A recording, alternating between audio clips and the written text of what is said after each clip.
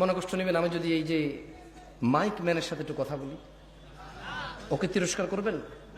করবেন না। ছোট ভাই তুমি আমার একটা কথা বলি, মনে কিছু করিও না, তুমি আজকে ঈশার নামাজ পড়ো নাই কিন্তু। হাসতেছেন কেন?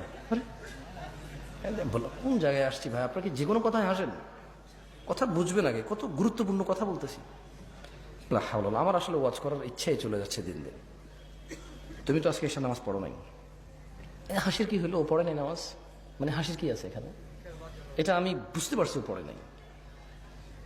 এবার ওকে দিয়ে বলি, প্যান্ডেলওয়ালা আছে এই জায়গায়? প্যান্ডেলওয়ালা আছে?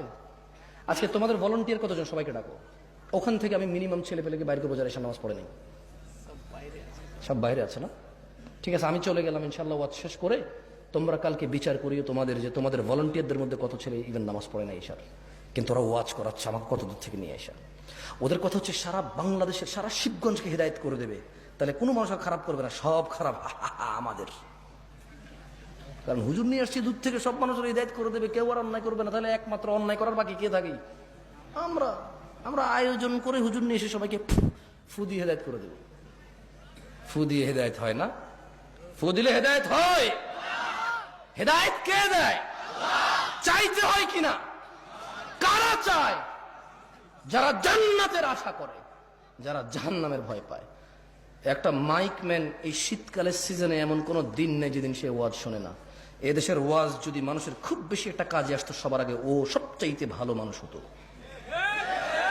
আমি ওকে খারাপ বলছি না, আমি ওকে মানুষ হিসেবে খারাপ বলছি না। আমার ওয়াজ যদি কারো কাজে আসতো, আমি বিলিভ করি প্যান্ডেলওয়ালা, মাইকওয়ালা আর স্বেচ্ছাসেবক ভলান্টিয়ারদের সবার আগে কাজে আসতো।